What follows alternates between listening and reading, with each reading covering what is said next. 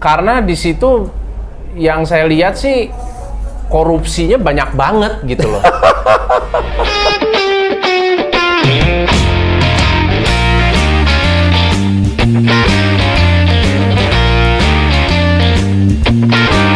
Assalamualaikum warahmatullahi wabarakatuh. Salam restorasi. Dalam kesempatan kali ini kita berjumpa lagi di acara Ngopi-Ngopi. Saya Muhammad Farhan. Saya ini kader Partai Nasdem tentunya ya. Nggak mungkin juga kalau bukan Partai Nasdem tapi pakai jaket Nasdem dan agak aneh ya jadi. Kalau sekarang saya dipercaya menjadi Ketua Dewan Pakar di Dewan Pimpinan Wilayah Nasdem Jawa Barat dan juga saya mengemban tugas sebagai anggota DPR RI fraksi Nasdem khususnya di Komisi 1 dan di Badan Legislasi.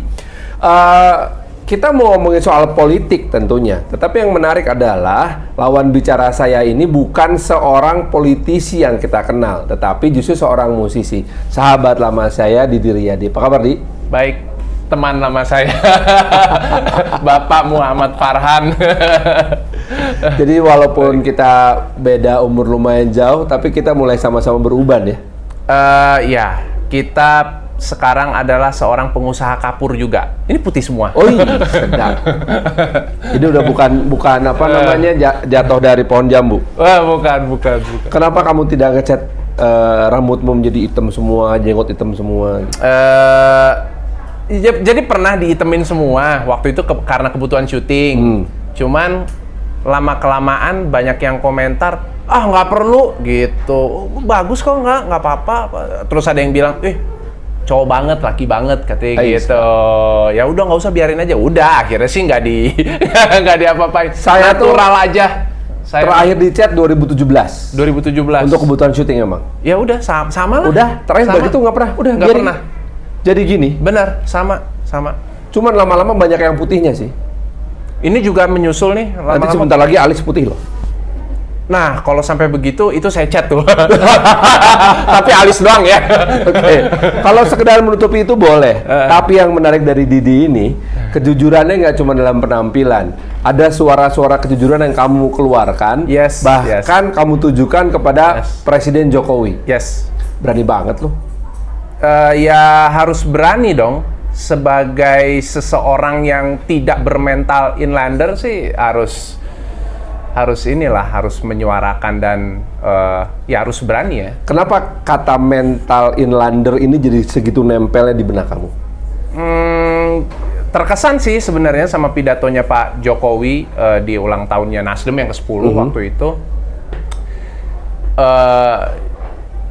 Ya beliau kan menyampaikan kecewa dan sedih. Di luar sana Indonesia dianggap besar, tapi kok di negara sendiri kok dikecilkan gitu loh. Dan ikut juga menyampaikan untuk semua orang-orang, masyarakat dan rakyat Indonesia jangan pernah punya mental inlander gitu loh. Jangan pernah punya atau merasa terjajah gitu loh. Tapi di satu sisi sebenarnya kalau saya boleh mengkritisi sedikit ya, agak kontra juga gitu loh, kontradiktif. Artinya mungkin perlu juga dilihat dari satu sisi bahwa kenapa sih kita kok masih memiliki mental seperti itu? Itu lebih ke otokritik kali ya? Iya ya. Mengkritik diri sendiri ya pada akhirnya? Iya, artinya karena kan kita sebagai sebuah bangsa, satu kesatuan. Iya, artinya begini. Mungkin menjadi PR dan tugas pemerintah juga bukan hanya secara menyampaikan secara verbal aja gitu loh, tapi melakukan upaya-upaya atau langkah-langkah. Kita kan kenapa masih bermental inlander? Bermental inlander itu ya karena sebenarnya yang coba saya lihat ya, kita sebenarnya adalah apa yang kita hadapi sekarang ini ya, kita dijajah sama bangsa sendiri gitu loh. Nah, itu adalah satu di antara 3 poin yang kamu sampaikan di surat terbuka kepada Pak Jokowi.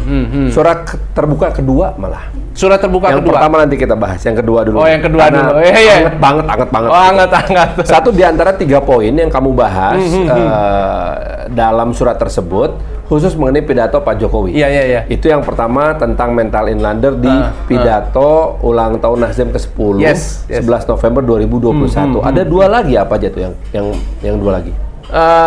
Dua lagi yang mengenai PEN, pemulihan ekonomi nasional. Nggak, yang pidato. Oh, yang pidato di ini, pidato sidang MPR.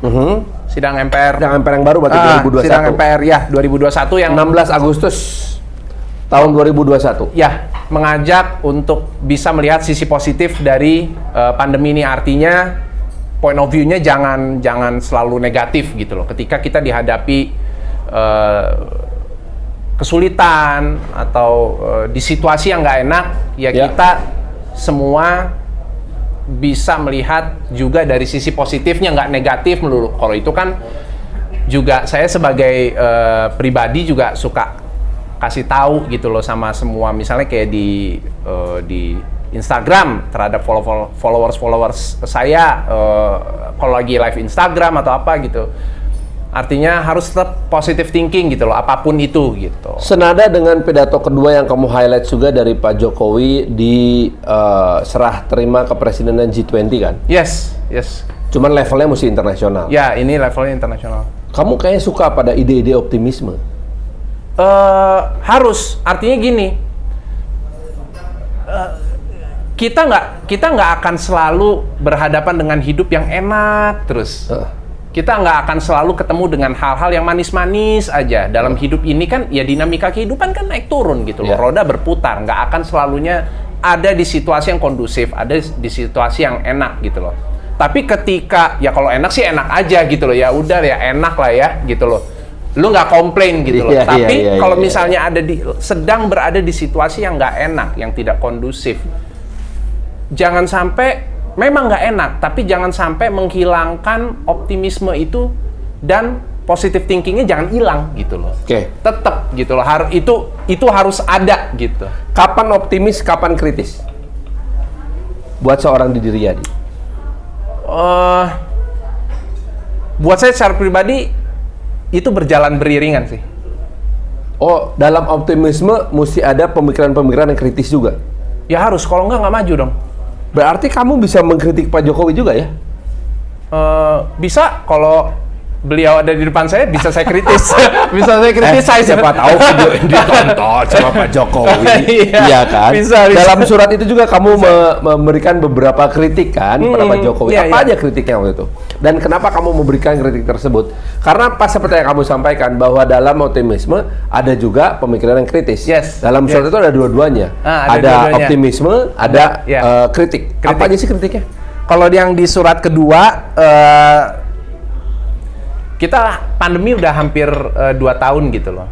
Saya mewakili pekerja seni dan musisi masih belum merasakan impact yang signifikan secara apakah itu berupa bantuan atau apapun atau solusi bagi kami yang sumber nafkahnya itu di dunia pertunjukan. Di dunia pertunjukan, dunia panggung gitu loh, konser musik dan lain-lain gitu loh. Kan isunya adalah keramaian dan kerumunan. Iya. Justru itu tuh sumbernya tuh dari situ. Ketika itu di shutdown. Memang ketika bikin pertunjukan yang online itu nilai ekonominya nggak cukup tinggi ya? Pasti aja, semua pasti berubah. Satu itu. Kedua, skalanya pasti jadi lebih kecil. Sehingga memang pendapatan para musisi banyak drop banget gitu loh. Kebayang sama saya, karena gimana pun juga yang namanya musisi itu nggak semuanya ngetop kayak Didi atau dalam kelas yang ngetop ya. Ada banyak musisi-musisi yang kelasnya memang nggak bisa bikin online. Nggak bisa. Contohnya Ortung di pesta-pesta kerakyat. Iya kan? Iya. Pemain gitu gamelan di musik-musik tradisional. Regular yang ada di kafe atau di bar kayak gitu, contohnya gitu loh. Artinya begini. Itu udah masuknya UMKM banget tuh ya?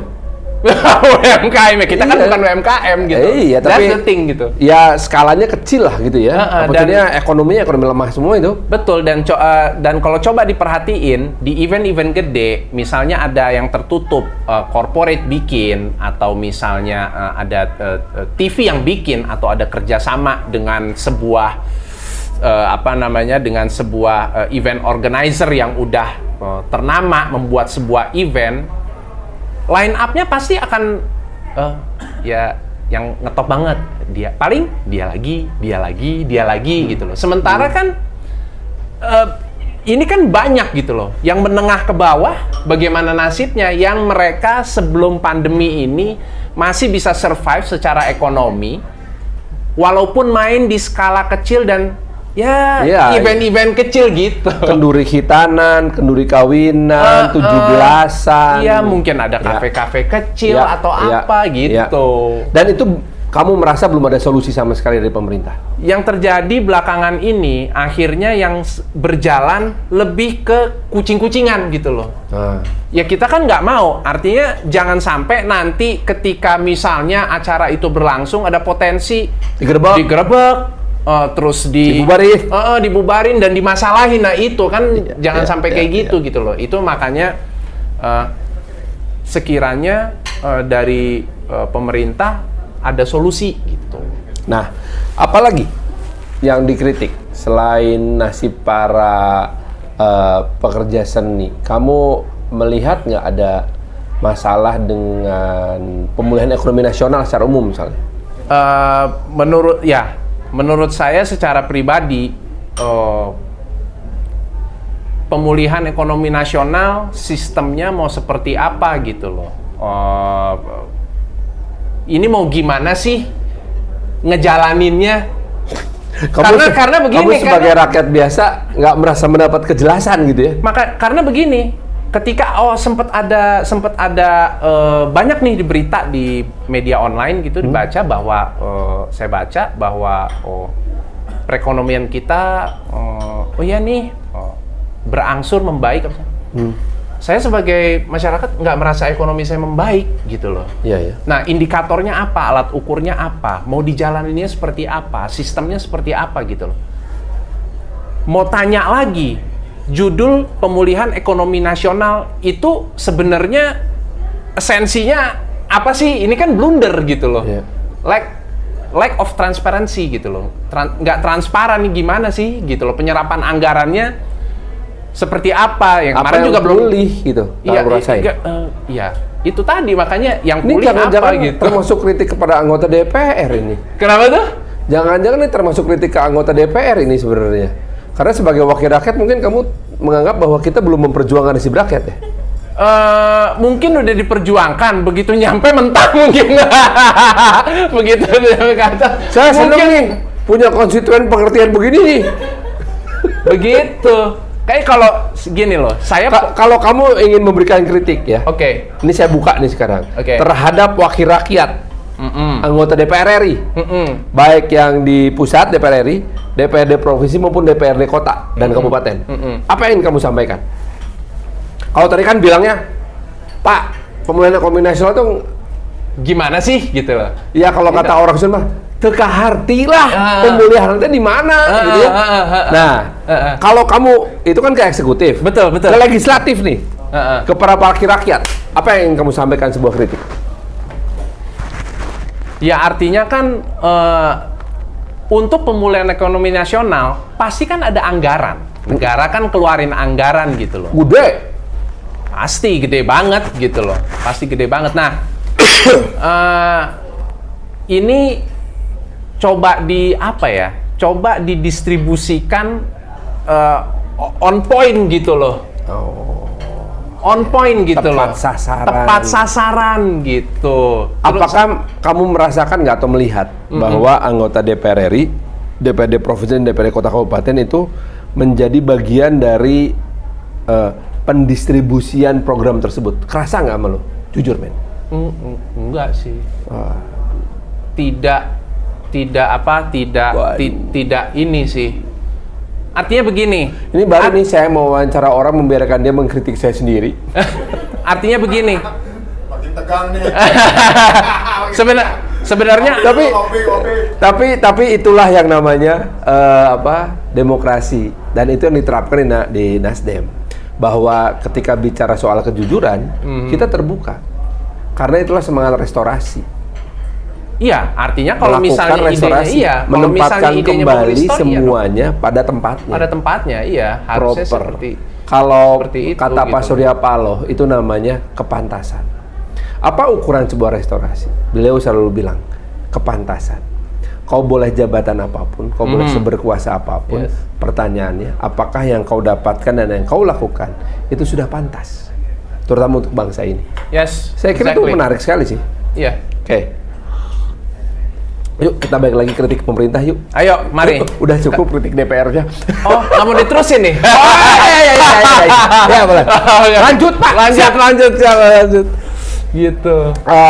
Kalau untuk pemerintah, salah satu motor pergerakan atau pemulihan ekonomi ini sebetulnya kan adalah BUMN, karena BUMN ini selain punya fungsi menggerakkan sektor bisnis, juga punya fungsi yang namanya layanan sosial ya. Nah, apa yang kamu lihat dari kondisi BUMN sekarang? Ya BUMN banyak banget ya dan membingungkan gitu loh. Belum lagi kasus-kasus yang emang di dalam BUMN Ngeselin. Ngeselin. Utangnya banyak gitu loh. Artinya begini, di saat negara membutuhkan uang gitu loh. Ya saya sih melihatnya BUMN ini adalah generatornya gitu loh. Penggerak ya, motor penggerak ya, gitu generatornya. Loh. Nah ini kemana gitu? Ada di mana nih BUMN Nah, gitu ya? artinya, ya maksudnya artinya tentunya mengapresiasi kerja kerasnya Pak Erik tentunya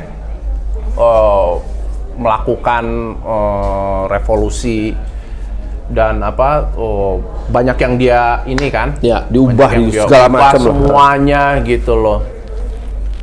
Nah itu juga artinya mudah-mudahan sih bisa jelas ya ke depannya gimana gitu loh peran generator ekonomi Indonesia. Sebagai generator itu gitu. Sebutin satu aja yang menurut kamu ya, peran satu BUMN yang memang kamu harapkan sekali menjadi generator di satu sektor gitu.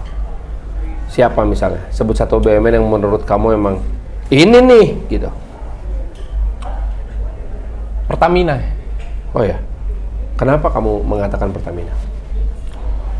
Ya, karena di situ yang saya lihat sih korupsinya banyak banget gitu loh. Dan itu artinya begini, dan itu yang harus diapa ya? Menurut saya sih harus benar-benar harus dibenahin karena sebenarnya kita bisa gain duit banyak dari situ gitu. Ini suara jujur.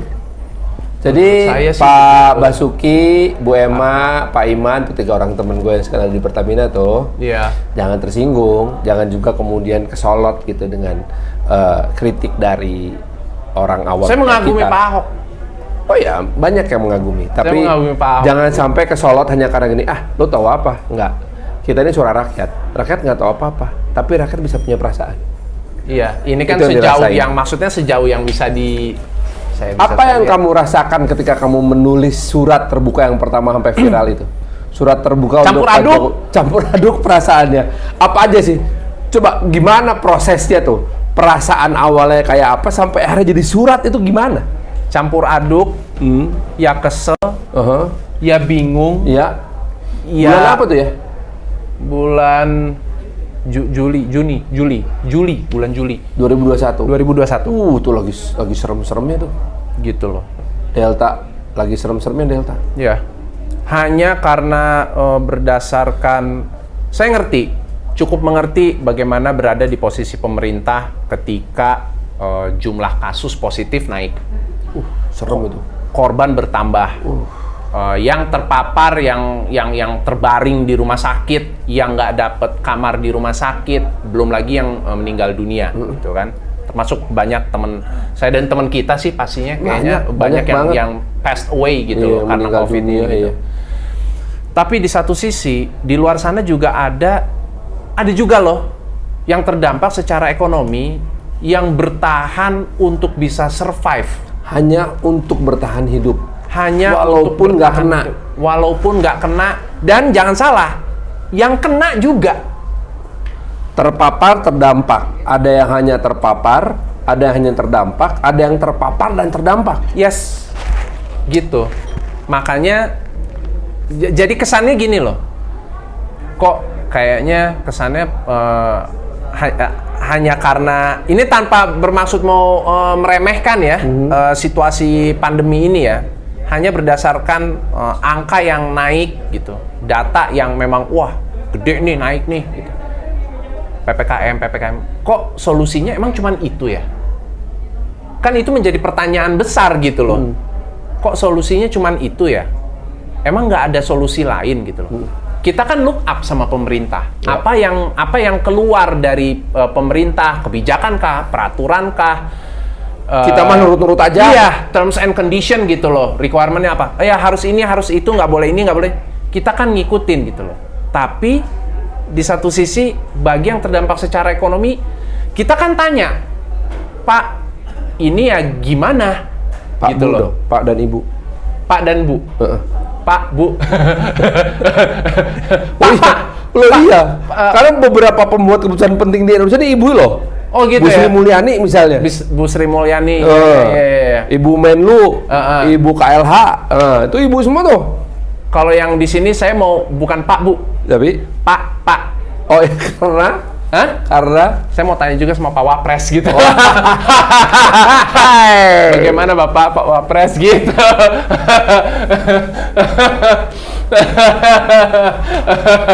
Nanti kita. Jangan dilanjutin lagi. Oh, jangan dilanjutin. Oke. Kembali ke kegelisahan kamu itu ya. Iya, masalah artinya, terdampak dan terpapar. Iya, maksudnya artinya gitu loh. Kita benar-benar look up yang ada di struktur pemerintahan gitu loh. Ada kementerian, lembaga-lembaga, ini kan orang-orang hebat, orang-orang pinter, ada expertise, ada belum lagi Pak Jokowi ada staf khusus milenial gitu loh. Kemana pada ngapain gitu loh? Apa yang kalian kerjakan nih apa gitu loh? Ada, lu aja nggak tahu. Kenapa? Ada sih, lu aja nggak tahu. Ya transparan dong. Wes, sadap. Oke. Dan ini melihat lagi selama pemerintahan Pak Jokowi terjadi beberapa kali reshuffle kan? Yes. Terjadi beberapa kali reshuffle gitu loh. Artinya benar-benar menurut saya sih ya benar-benar harus bisa dibuka ya secara transparan.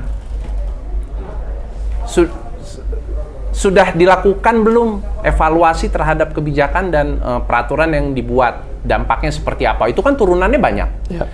Sudah dilakukan belum evaluasi terhadap lembaga-lembaga, para pembantu presiden, ada kementerian. Karena ada yang sehari-hari juga terkait, membuat keputusan dan melaksanakan keputusan ya mereka juga ya. Gitu. Oke, wajar kalau saya melakukan istilahnya melihat ke belakang ya, flashback ya.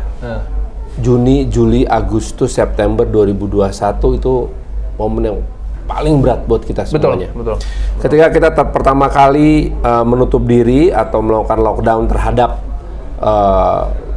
COVID pada bulan Maret 2020 sampai Januari 2021 kayaknya kita masih bisa bertahan gitu ya. Betul. Tapi ketika bulan Juni, Juli, Agustus, September kena lagi, kita kayaknya benar-benar habis tuh. Kolaps ya. Habis banget. Kolaps. Gitu. Nah, cuman kan sekarang nih beriringan dengan vaksinasi yang udah mulai meluas, tingkat penularan juga jauh lebih rendah dan lain-lain. Gitu. Udah kecil banget. Artinya kan ada perbaikan ya, rasanya ada perbaikan. Yes. Walaupun sesuai dengan kritik kamu, pemulihan teh dampaknya apa sih? Apalagi pakai embel-embel pemulihan ekonomi, mana nih dampaknya? Gitu. Bahwa kita sudah mulai terbebas dari penyakit-penyakit itu, oke lah. Oke. Tapi kok ekonominya kayak belum balik ya? Oke. Yes. Pada saat bersamaan, itu kan sebuah pandangan kritis. Tapi kan kamu selalu bilang, pada saat bersamaan, ada juga optimisme. Apa optimisme dan harapan kamu sekarang? Apalagi sekarang masuk ke tahun 2022. Mudah-mudahan ya bahasanya nih, istilahnya nih, pemerintah ya learning by doing gitu loh. Dengan apa yang sudah terjadi, bisa belajar dari apa yang sudah terjadi kemarin-kemarin ini gitu. Oke.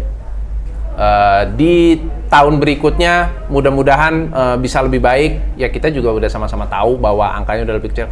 Tapi ada Omikron, tiba-tiba ada Omikron, dan ada rumor nanti akan ada micro lockdown katanya.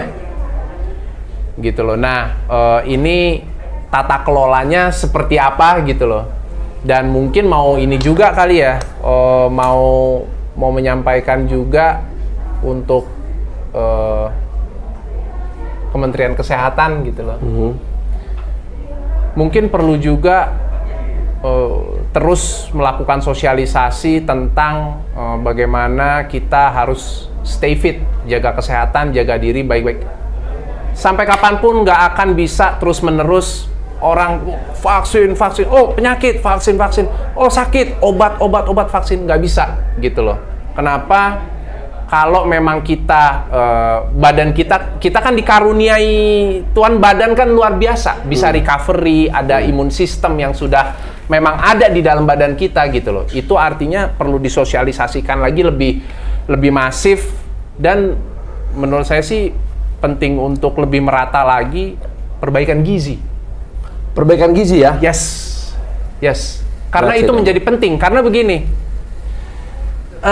ini kan jadi bingung gitu loh. Orang tidak mendapatkan nutrisi, misalnya terutama yang di daerah-daerah atau di pelosok-pelosok, orang tidak mendapatkan nutrisi yang bagus, tidak mendapatkan gizi yang bagus. Bagaimana mereka bisa survive terhadap berbagai macam penyakit yang datang, apa segala macam gitu loh. Nah itu PR tuh, kalau di DPR tuh berarti kita bisa minta tolong sama Ketua Komisi 9, Kakak Feli, yang juga merupakan salah satu kader Nasdem terbaik. Gitu ya? Iya, Kakak Feli di Sulawesi Utara. Wah, luar biasa. Tapi bicara soal, tadi kamu menyinggung soal sosialisasi. Yes. Artinya nggak lepas dari komunikasi juga. Yap. Mumpung nih, kesempatan. Mumpung Menteri Kominfonya, Sekjen Nasdem, gitu. dan Dirjen Informasi dan Komunikasi Publiknya, itu sobat lama kita, Bang Usman Kansong. Gitu. Ada nggak masukan kamu soal komunikasi publik dari pemerintah kepada masyarakat? Harus dipahami dan di breakdown level-levelnya gitu. Berkomunikasi dan mensosialisasikan sesuatu gitu ya, sebuah program atau apapun itu, atau berkomunikasi terhadap siapa kan pasti menggunakan bahasa atau istilah yang berbeda-beda gitu. Tapi kita harus paham juga setiap segmen itu kita nggak bisa pukul rata bahasanya sama gitu loh. Artinya coba kalau yang saya perhatiin, kita tuh suka kebanyakan istilah gitu loh. Suka kebanyakan istilah, nggak tahu maksudnya ngapain meng-create sebuah istilah yang susah dimengerti. Intinya aja, poinnya aja, pakai bahasa yang gampang dan mudah dimengerti sama semua orang gitu loh.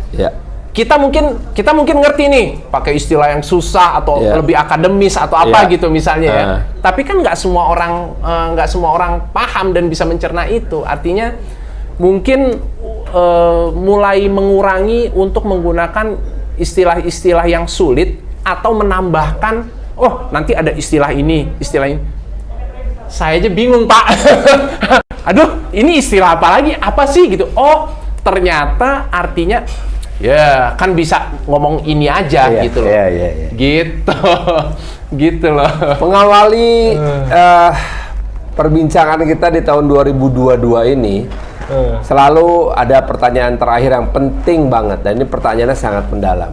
Oh. Walaupun kata yang akan saya gunakan ini sangat umum kita kenal, yaitu kata resolusi. Bahwa setiap awal tahun kita punya resolusi. Resolusi saya nih, Di, Iya. dan kakak-kakak sekalian, saya harus menjadi orang yang lebih punya empati, ngerti perasaan orang, dan saya berada dalam posisi di mana saya tahu apa yang dialami oleh orang lain. Jadi nggak cuma egois ngeliat dari sisi sudut pandang Ya, sendiri point of aja. view sendiri aja. Itu sedang saya usahakan, mudah-mudahan saya bisa menjadi orang yang empati. Betul, betul. Tetapi sama dengan resolusi, kalau kita di awal tahun selalu ingin langsing, rata-rata gagal. Ya kan? Karena Indonesia Pokoknya kulinernya saya mau luar langsing, biasa. saya mau olahraga. Tapi begitu tanggal 1 Januari, besok aja tanggal 2. Besok, Begitu tunda. tanggal 2. Tunda. Aduh, ini masih ada sisa Ya. makanan 1 Januari. Gimana dong? Contohnya nih. Akhirnya Sikat. terjadi lagi 1 Januari 2023. Gitu. Udah tahun depan. Udah kejadian, lompat. Bos. Jadi resolusi itu kan mesti yang sekarang mau kita sadar. Ya udah pasti kita kerjain lah. Gitu. Apa sih resolusi yang ingin kamu langsung kerjain 2022 ini? Yang pasti sadar diri bahwa umur saya udah nggak muda lagi. Hah? Masa sih? Kenapa? Paling 29. Berapa umurmu? Kalau sama laki-laki ya nggak masalah. Oh, nggak nanya masalah. Umur nggak? Nggak ada sakit hati. Nanya umur. Nggak ada sakit hati. Nanya berat badan. nggak ada masalah. Kalau perempuan, Waduh, jangan coba-coba. jangan. Jangan Makanya kalau sama coba-coba. perempuan siapapun, even my own wife, Yes. saya akan selalu ngomong, kamu kelihatan kurusan. Ya, Beres. Betul. Kamu lebih cantik deh. Ya. Udah selesai. Oh, itu bahaya. Hah? Bahaya itu. Bahaya karena bisa. Karena istri saya bilang ini, oh dasar tukang bohong. Oh, gitu. Oh, malah juga. Balikin, dasar tukang bohong tuh. Pasti nggak cuma itu doang ngomong bohongnya. Wah, mati kita. panjang. Jangan lebay, cukup gitu aja. Ya. Kamu kurusan. Udah cukup selesai. Cukup. Kunci di situ udah. Jangan kunci. nambah. Oke. Siap. Oke, resolusi. Mudah-mudahan sih saya bisa jadi lebih bermanfaat buat bukan hanya untuk diri sendiri sih, buat orang banyak juga tentunya. Tapi ya saya nggak bisa lakukan sendiri. Ingat kata almarhum bokap sih. Dia pernah bilang gini. Ini sebenarnya beliau udah lama bilang gini, cuman waktu itu mungkin saya masih darah muda lah, bos, gitu. Anak band. Wah, iya, masih ada keras kepalanya, egonya masih gede, ya kan, masih wah asik-asik sendiri. Tapi masih terngiang apa yang beliau sampaikan sama saya gitu loh. Ya itu. Bagus menjadi kaya, bagus menjadi berdaya gitu loh, dan makin pinter makin hebat itu bagus katanya gitu loh. Tapi semua itu menjadi tidak berguna kalau kamu tidak bisa bermanfaat untuk orang banyak katanya gitu. Dan itu makin kesini membuat saya banyak berpikir gitu. Oh iya. Oh gitu ya, iya. Ya udah, itu yang di tahun depan mudah-mudahan sebagai Didi Riyadi yang sekarang nih mudah-mudahan sih bisa lebih bermanfaat buat orang banyak. Saya punya ilmu, saya punya tenaga, saya punya waktu gitu loh tentunya. Apapun itu ya mudah-mudahan sih bisa bermanfaat buat orang banyak. Itu aja sih. 2 poin penting yang mau saya kejar sekarang nih. 1, suara kejujuran kamu yang mengandung optimisme sekaligus pikiran yang kritis. Betul. Yang kedua, poin kedua, kamu ingin memberikan manfaat untuk orang lain. Ya, insya Allah. Ya. Tentu kamu ingin dua-duanya ini bisa, istilah kita namanya teramplifikasi. Yes. Suaranya menggema kemana-mana. Ya. Didengar, surat Ya. terbuka didengar sama Pak Jokowi. Ya. Udah ada respon dari Pak Jokowi belum? Belum sih, Ah, belum. Nanti mungkin saya suratin Bu Iriana aja. Siapa tahu nanti Pak Jokowi Bagus bisa respon. jadi dia. Dia. Ya, Iya. begitu Tapi mungkin Ibu direspon Iriana itu malah. orang yang sangat keibuan. Aku tuh jatuh hati sama beliau. Iya. Oke. Kalau gitu menurut kamu perlu kendaraan nggak untuk bisa supaya suara kamu ini didengar? Gitu ya. Darah saya udah biru, Pak. Saya sudah terlahir dengan darah biru. Saya mah tidak akan baca buku saya perlu lagi. buka silsilah nih. Saya perlu ambil buku nih di rumah, telepon nyokap nih mungkin. Iya. Mah kirim buku silsilah gitu. Iya. Saya nggak perlu lagi mengungkapkan dan mengorek, tapi mari sama-sama kita bahagiakan hati, kita buka tangan kita menyambut kehadiran kader terbaru dari Partai Nasdem di Jawa Barat, Didi Riyadi.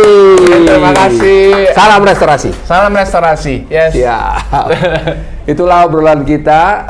Obrolannya saya selesaikan dulu rekamannya karena obrolan berikutnya hanya tinggal masalah kopi dan obrolan rahasia antara saya sama Didi. Terima kasih untuk perhatiannya. Sampai jumpa. Wabillahi taufiq wal hidayah. Wassalamualaikum warahmatullahi wabarakatuh. Salam restorasi. Salam restorasi.